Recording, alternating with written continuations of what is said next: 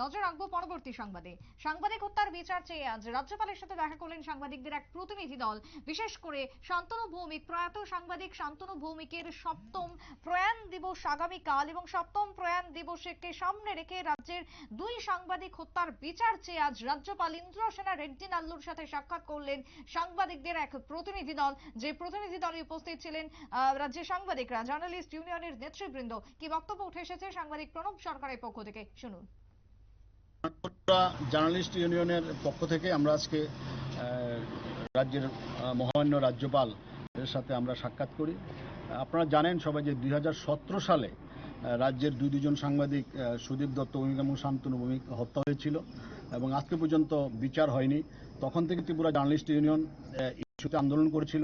আমরা ওদিনও বলেছিলাম যে আমরা শেষটা দেখে ছাড়বো এবং আজকে আমরা মহামান্য রাজ্যপালের কাছে এটাই বলেছি যে যিনি সুদীপ দত্ত ভৌমিকের কেসের যে মুখ্য যে আসামি কমান্ড্যান্ট, ওনারও বেল হয়ে গেছে এবং শান্তনুর তো বিচারই শুরু হয়নি।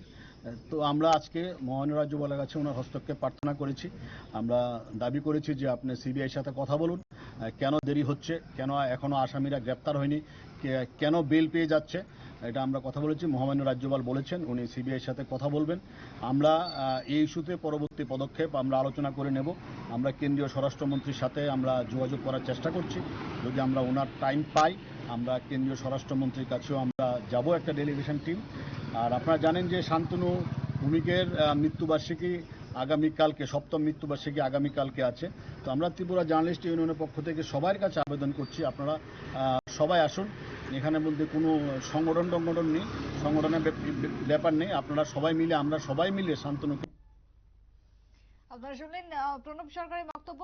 2017 সালের ঘটনা, দুই সাংবাদিককে হত্যা করা হয় কিন্তু এখনো পর্যন্ত তার বিচার হয়নি। তাই সেই বিচারের দাবিতে, সেই বিচারের আশায় আজকে জার্নালিস্ট ইউনিয়নের পক্ষ থেকে আজকে রাজ্যপাল ইন্দ্রসেনা রেড্ডি নাল্লুর সাথে সাক্ষাৎ করলেন সাংবাদিকদের এক প্রতিনিধি দল, যাতে অতি দ্রুত সাংবাদিক হত্যার ঘটনার বিচার হয় এই দাবি তুলেছেন আজ প্রতিনিধি দল।